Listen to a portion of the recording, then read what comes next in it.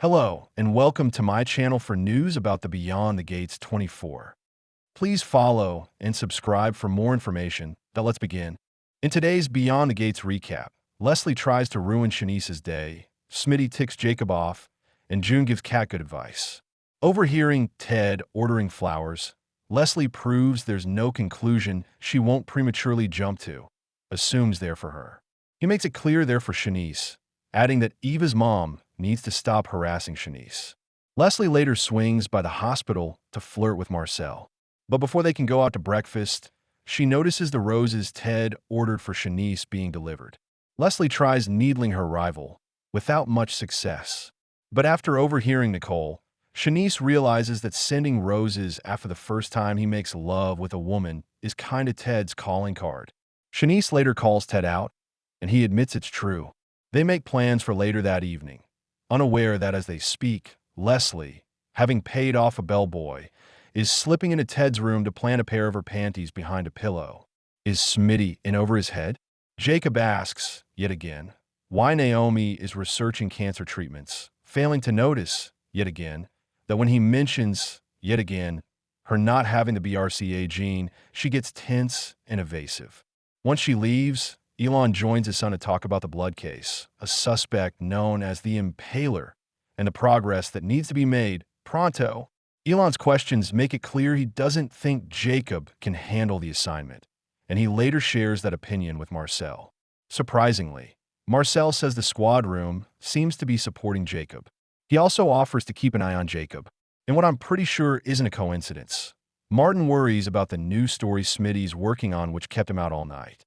The Politico later meets with Vernon to talk about his campaign, but Martin quickly realizes his grandfather's mind is on Anita.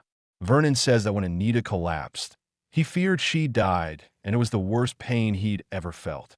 Martin promises to be there for his grandfather, no matter what he needs. Meanwhile, Jacob meets with Smitty and we learn that the reporter has been working with the cop. But Jacob fears that Smitty's reckless behavior could put them both in danger. Anita prepares to die.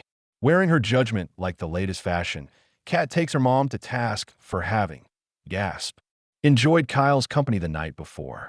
Nicole refuses to be sex-shamed by her daughter, who is obviously hashtag Team Carlton. Speaking of whom, he swings by Nicole's office, and while she agrees to have dinner with him, she gently rejects his suggesting that they go on an overnight date to his niece's destination birthday party. Kat storms on over to talk to Anita, who has just booted a concerned Vernon out of the house, temporarily.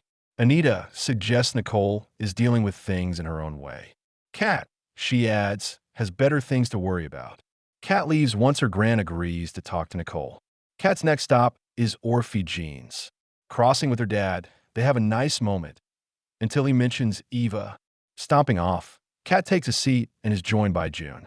The waitress offers Kat advice regarding what's important in life, including sisters. When it comes to Eva, June advises that Kat not slam the door so hard it can't be reopened. While this isn't the first time Kat's been told this, the look on her face indicates that maybe, just maybe, this time it's sunk in. As for Anita, she does summon Nicole, but not for the reason Kat hoped. Instead, it's to suggest her daughter be prepared to step in as family matriarch should the worst come to pass. Turns out Anita has created a massive binder with everything Nicole will need to know in order to facilitate a smooth transition. In fact, this is why she actually kicked Vernon out for a few hours, as she knew they couldn't have this conversation with him present.